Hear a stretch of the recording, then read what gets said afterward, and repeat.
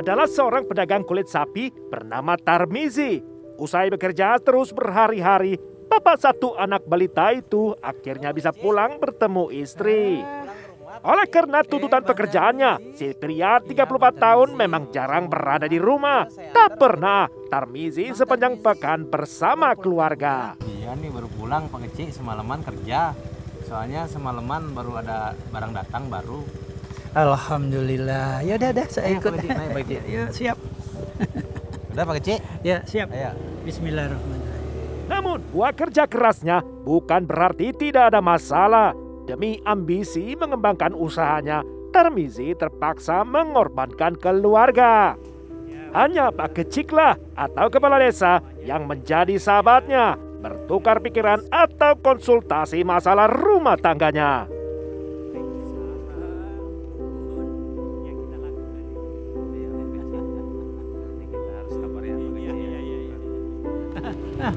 Kenapa Pak Kecik? Bang Tarmizi, saya sampai sini aja. Pak Kecik, biar saya antar sampai rumah aja Pak Kecik, nggak apa-apa. Udah, terima kasih. Sampai sini juga saya sudah merasa bersyukur karena saya juga masih ada kegiatan yang lain. Beneran, biar saya antar ke rumah Pak Kecik. Enggak usah, makasih Bang Tarmizi ya. Kalau gitu, saya duluan Pak Kecik ya. Iya, silakan. Mari, Pak Kecik. Yuk, mari.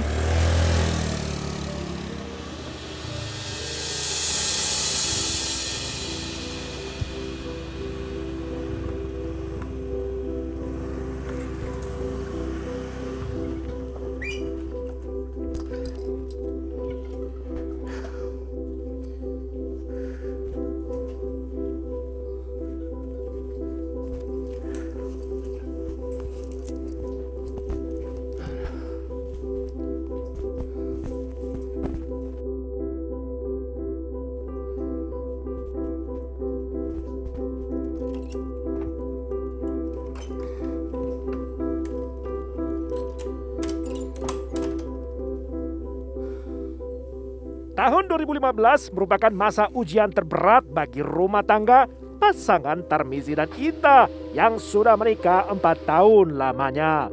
Setiap hal kecil selalu jadi perkara. Terlebih ambisi Tarmizi tak sejalan dengan kemauan istrinya. Sehingga hubungan Tarmizi dan Ita Saryanti istrinya semakin merenggang saja. Jangankan membelai rambut Ita, hubungan intim selayaknya suami istri saja sama sekali tidak pernah. Sebab lebih sering mereka malah tidur terpisah.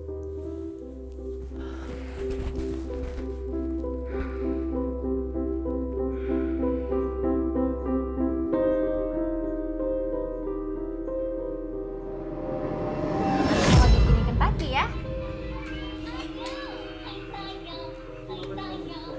Terus kamu suka sayur sop nggak?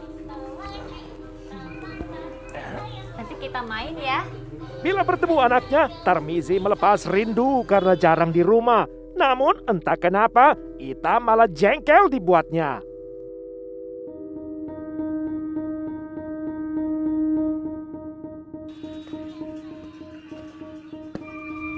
Ita, kamu kenapa? Ha? Ada masalah? Aku tuh cuma melepas rindu sama anak aku. Ha? Kenapa muka kamu malah masam begitu sama aku? Emang kenapa kalau wajahku masam? Abang peduli abang, tidak ada.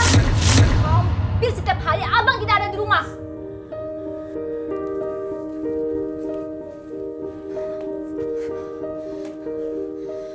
Dasar istri kurang ajar. Jaga mulut kamu ya. Aku jarang di rumah itu karena aku kerja. Apa? Bekerja? Mana hasilnya? Jatah uang dapur saja tidak bertambah. Hampir setiap hari abang tidak ada di rumah. Urus ibaratku. Aku capek. Dasar kurang ajar. Kamu tahu? Hah? Aku itu bekerja buat nyari nafkah. Buat cari biaya anak sekolah. Biar anak kita tuh nggak seperti kita. Kamu mau aku Aku duduk-duduk di rumah, menganggur, dan kamu mau makan apa, ha? Tapi abang udah gak perhatian lagi sama aku. Itu lagi masalahnya.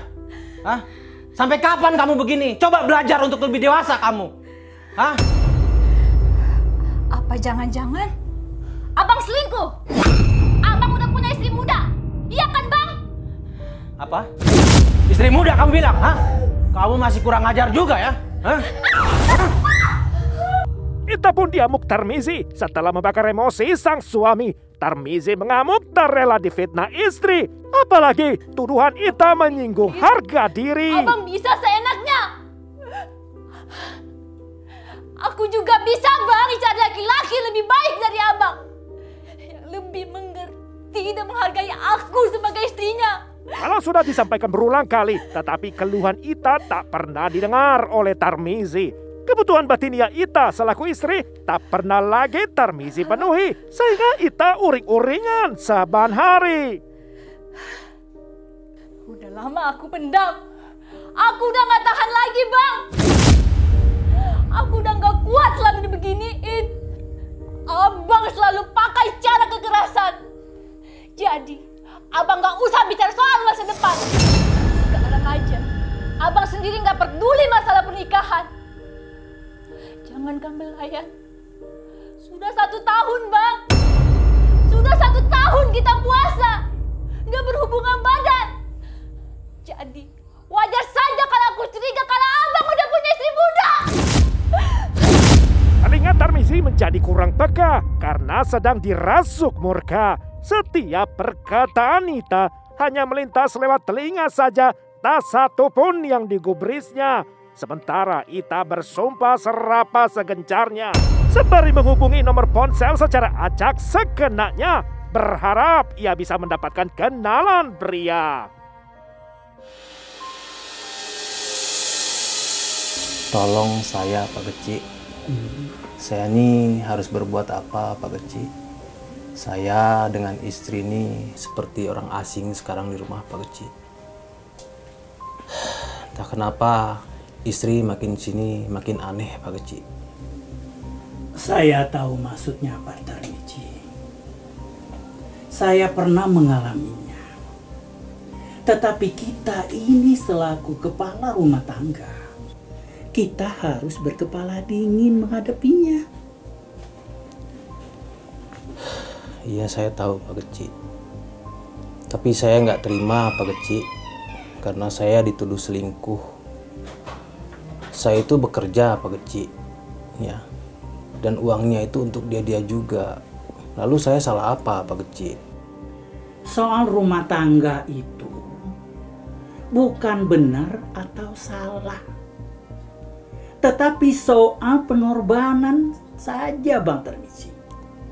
Kita harus lebih sabar, kita harus lebih tenang. Cobalah Bang Tarmizi bicara baik-baik sama dia.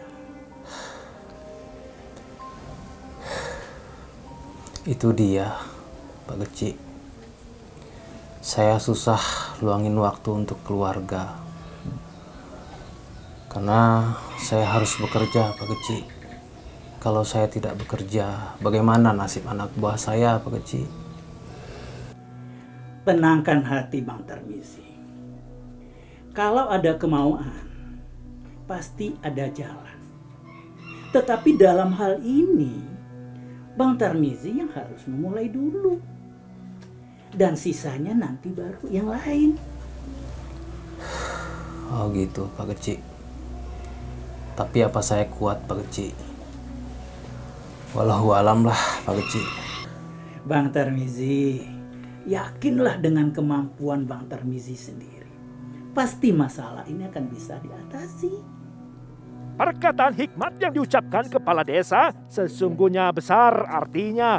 Kembali menguatkan hati Tarmizi yang lemah bahwa Tarmizi belumlah terlambat untuk berubah. Harapan Tarmizi kembali dibangunkan. Apakah benar demikian?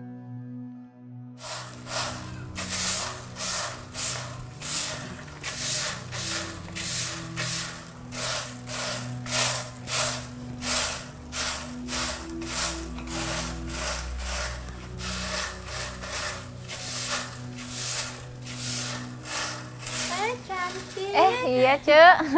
Gimana kabar? Baik, baik. Dece mau kemana? Dari pasar? Oh, belanja?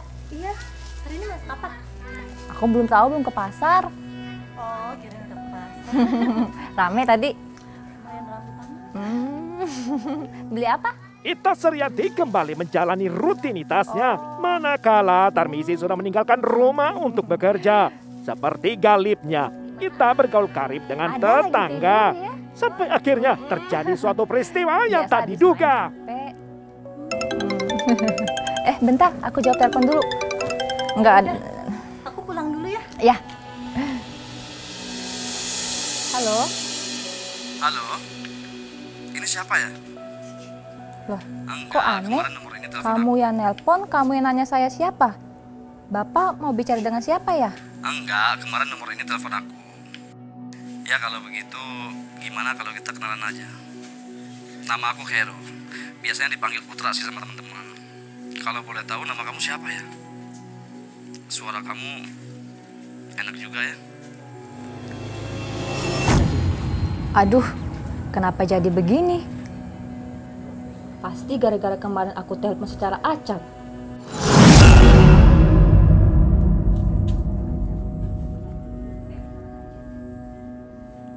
Halo, kamu masih di situ? Dipuji kok malah diem aja sih. Ganggu ya? Ya udah maaf. Tidak mengganggu kok. Cuman aku heran aja kemarin emang miss call kamu bisa ditelepon balik. Padahal aku iseng-iseng aja.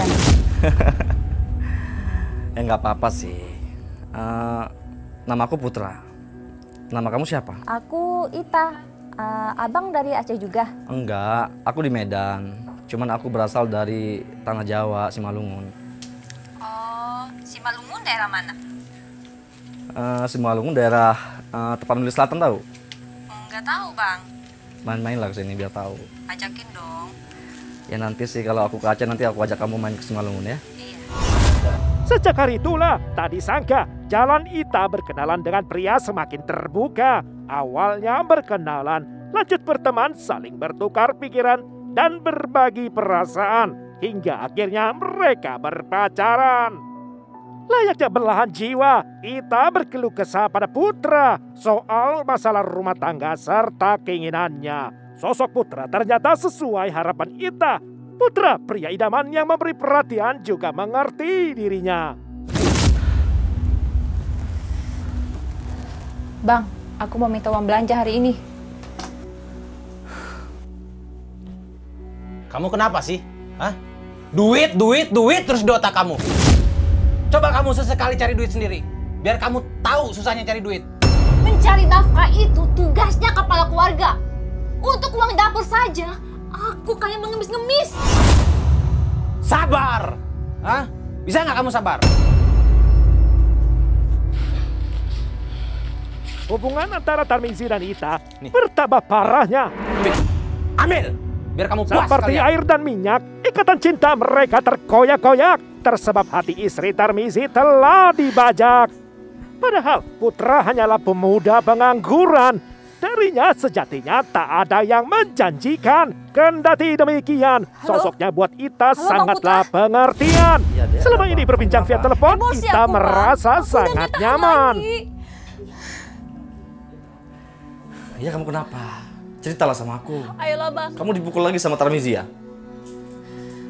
ayolah bang, kita menikah. Aduh nggak tahan lagi bang. Apa abang tega? Lihat adek terus disakitin sama dia. Macam mana lah dek? Bagaimana kita bisa menikah? Status adek itu masih jadi istrinya Tarmizi. Lagi pula kan aku masih cari kerja.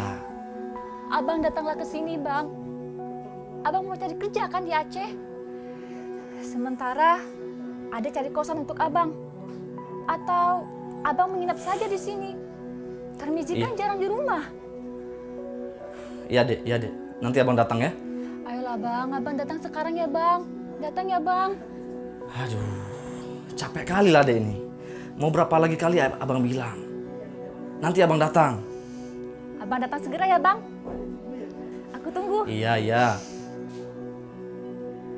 Demi menepati janji pada kekasihnya Ita, Putra rela menempuh jarak perjalanan 340 km lebih yang makan waktu hampir 8 jam lamanya.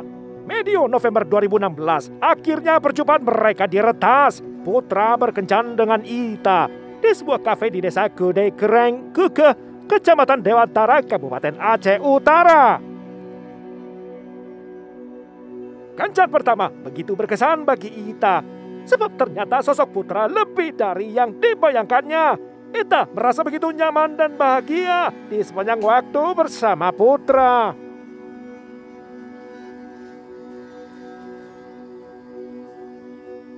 Pada awal Desember saat kencan kedua, Ita langsung mengajak Putra ke rumahnya tanpa ada rasa canggung mengusiknya. Untuk mengelabui warga desa, Ita menjelaskan bahwa Putra ialah abang tirinya yang berkunjung dari Medan untuk melepas rindu dengannya. Oleh karena Tarmizi suaminya jarang berada di rumah, Ita hanya mengkhawatirkan warga desa saja.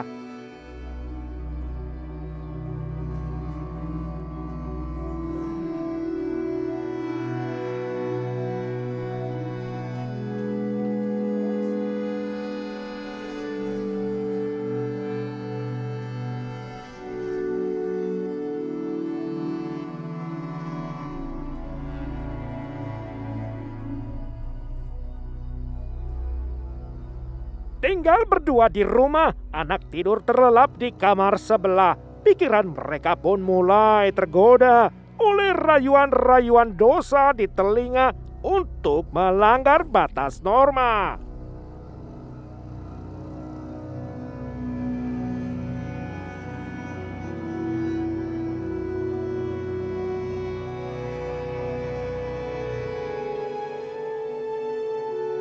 Awalnya ragu-ragu, Putra terlihat kaku. Sampai akhirnya berakhir sejoli yang kuasa. Putra dan Ita membiarkan diri bergelimang dalam gairah terlarang. Putra dan Ita, dua pendosa.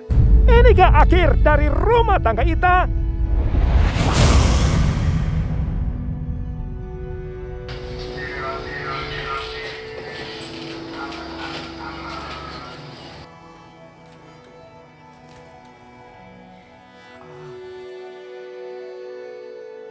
Sesuai janjinya, Ita menyewa kamar kos untuk Putra. Lokasinya masih dekat rumahnya di Simpang Universitas Malikul Saleh, Kecamatan Dewantara.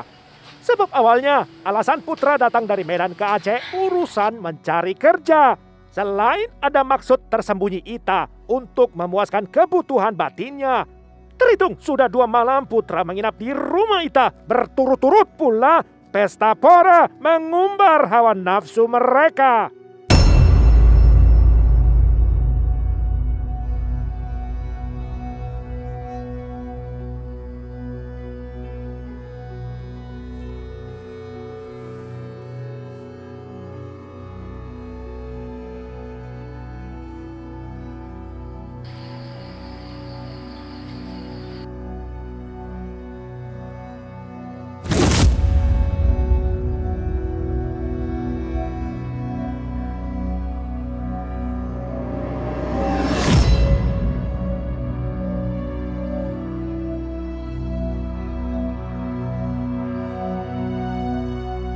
Betapa liciknya Ita, Tarmizi bisa-bisanya dikelabuinya. Bahkan sang suami sama sekali tak mengetahui soal Putra. Selama berhari-hari Ita bisa begitu leluasa membawa Putra masuk keluar rumah tanpa masalah. Lagi pula, memang Ita hafal jadwal suaminya, kapan Tarmidi pulang ke rumah, kapan ia bekerja.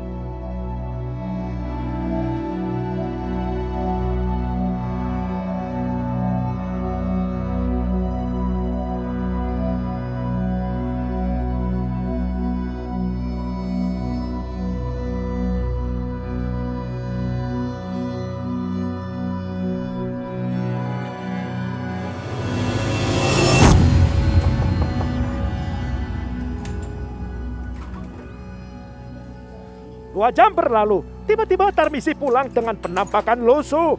Ia terlihat lelah. Putri, Ia mengaku terpaksa pulang karena tak ada anak pulang, buah Put. yang bekerja di gudang. Namun Ita membungkam saja, sama sekali tidak menanggapinya. Terseret penatnya, Tarmizi memilih tidak menghiraukan sikap tidak acuh istrinya. Ngapain? Dede?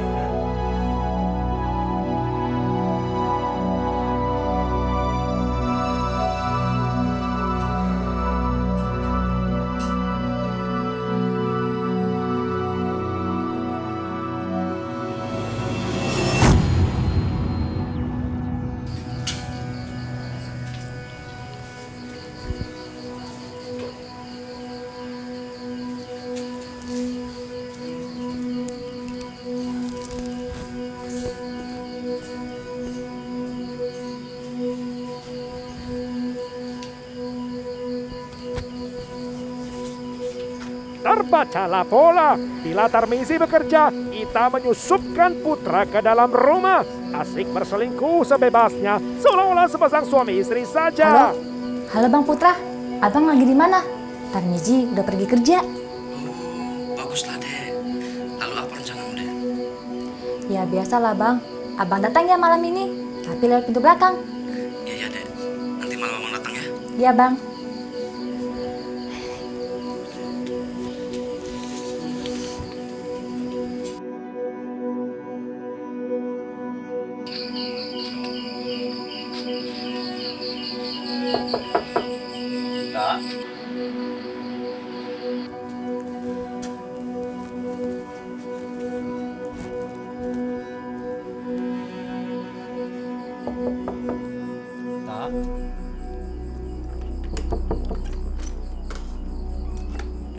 Hari itu malam Jumat, ialah malam kencan mereka yang keempat.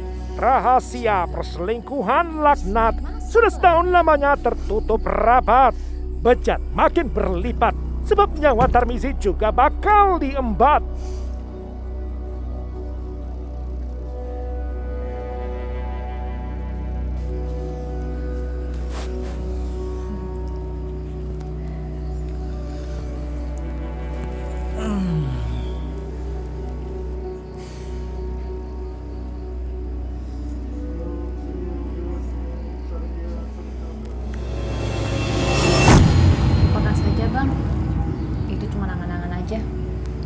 Loh, kok begitu sih, Dek? Jadi Adek nggak mau nikah sama Abang? Bukannya ada yang nggak mau Abang sayang. Abang kan tahu sendiri, si Tarmizi masih status suaminya Adek. Kalau Adek dan si Tarmizi belum bercerai, lupakan saja rencana pernikahan kita. Jadi macam mana, Dek? Apa rencanamu sekarang? Bagaimana kalau kita racunin saja dia, biar dia mati. Lalu kita menikah. Ah, jangan diracun. Jangan pakai racun. Kalau diracun nanti mulutnya bakal berbuih. Ah, payah sekali abang ini. Belum dicoba aja udah mundur duluan. Sebel aku. Dek, dia mau kemana, Dek?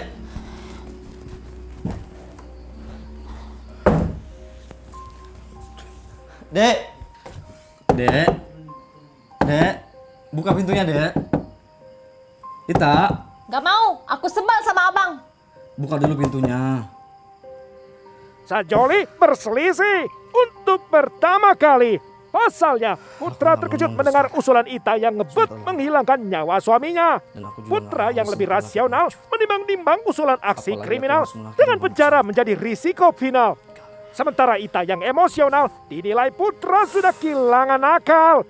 Namun khawatir hubungan mereka bubar, akhirnya usulan Ita diamini Putra dengan bersedia menjadi pembunuh barbar.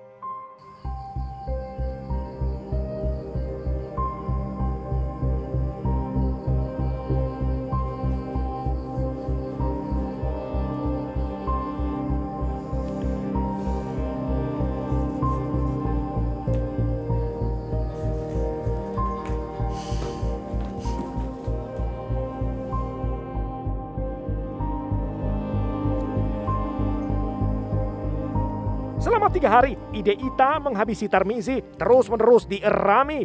Walau dibahas setiap kali, namun perihal caranya belum ada kata sepakat hingga kini. Lalu bagaimana cara kita membunuh si Tarmizi? Gimana kalau aku cekik aja dia? Saat dia tidur. Emang abang sanggup melawan dia? Badannya besar bang. Dan menurut adek, abang gak bakal sanggup melawan dia.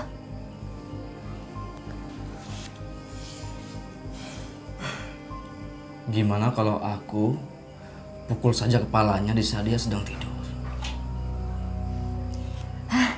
Sudah, pukul saja. Terserah bagaimana caranya. Sinyal lampu hijau telah dinyalakan Ita. Tinggal eksekusinya berada di tangan Putra.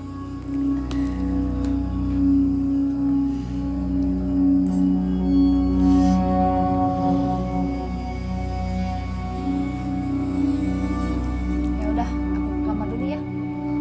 Ya, Dek.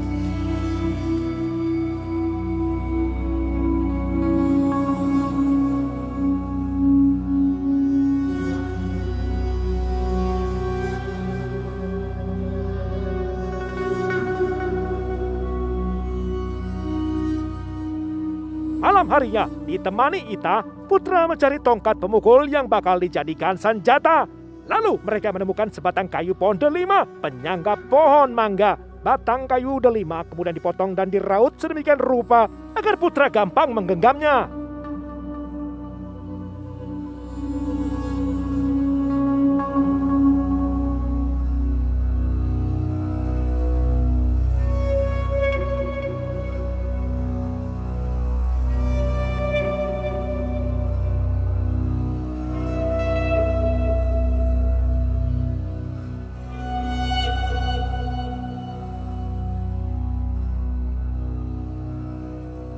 Saat batang kayu pemukul siap digunakan, langsung disembunyikan kepada Ita. Putra juga berpesan agar memberi aba-aba bila Tarmizi pulang lantas tidur terlelap nantinya. Seraya rencana membunuh Tarmizi, Putra dan Ita tampaknya tak mau rugi. Kalau berduaan, mereka lagi-lagi dicocok berahi. Mengarungi gairah sepuasnya sampai mereka lupa lalu tertidur lelap berdua.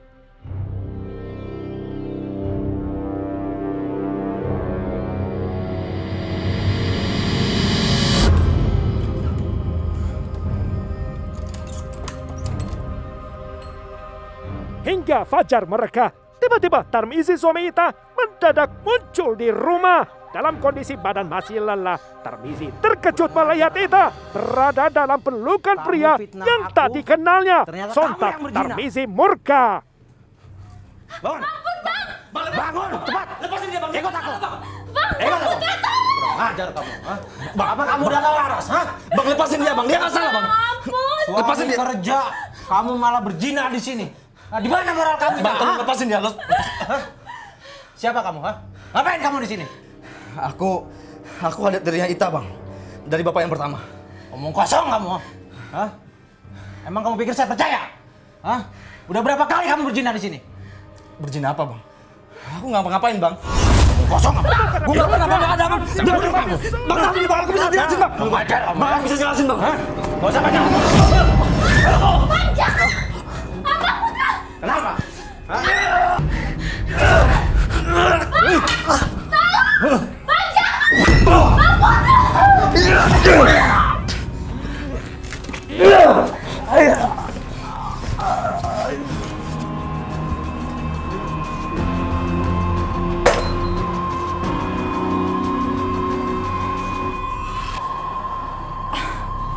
Apa dia benar-benar udah mati, Bang? Nggak tahu aku. Coba kamu periksa saja.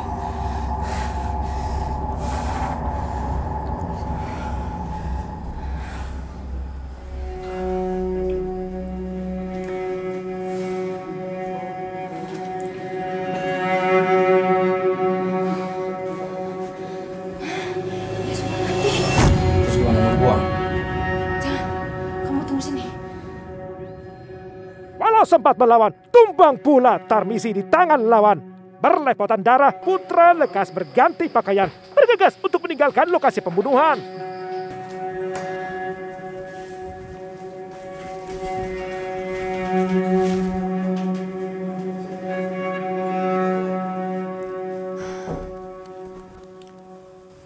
Ini abang pegang kunci motor dan BPKB motorku. Abang pergi aja duluan, nanti dia mau nyusul abang. Iya, Dek. Lantas Putra bergegas meninggalkan rumah. Dibekali pula uang tunai hampir 5 juta rupiah dalam bagasi motor Ita. Rencana selanjutnya, Ita akan merangkai cerita bahwa kawanan perampok membunuh suaminya. Namun seperti permintaan Putra, Ita akan memberitahu warga selang 1 jam setelah kaburnya sang pacar agar Putra sudah terbilang jauh posisinya untuk dikejar.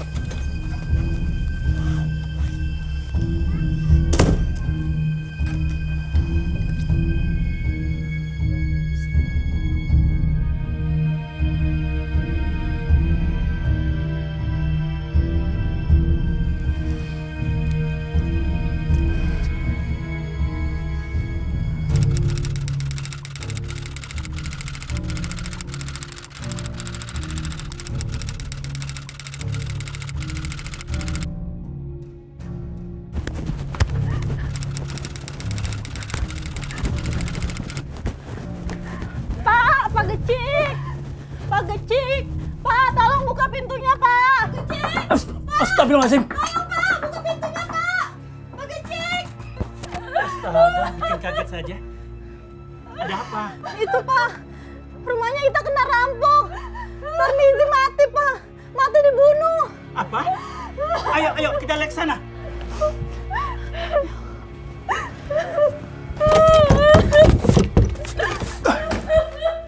Astagfirullahaladzim. Bang Tarmizi. Silakan di luar.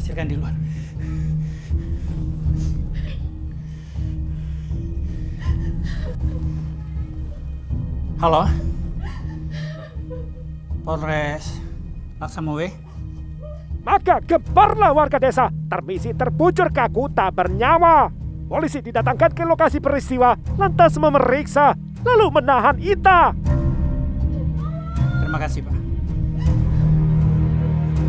Sebab dalam pemeriksaan, keterangan Ita diragukan hingga akhirnya Ita mengakui perbuatan setelah dicecar dengan segudang pertanyaan. Lantas terungkaplah kebenaran.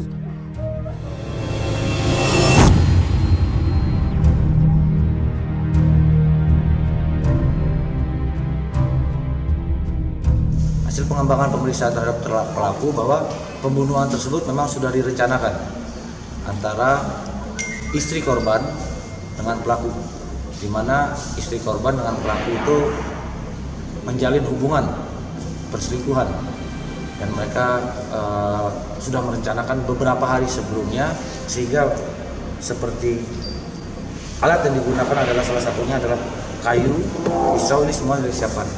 Dan kemudian pelarian pelaku pada saat itu sudah dibantu oleh istri korban dengan cara menyerahkan kendaraan, motornya, bahkan menyerahkan BPKB dan STNK untuk melakukan pelarian. Setelah itu kami menggunakan istri korban untuk memancing pelaku. Disitulah kami melakukan penangkapan di SPBU Setabat.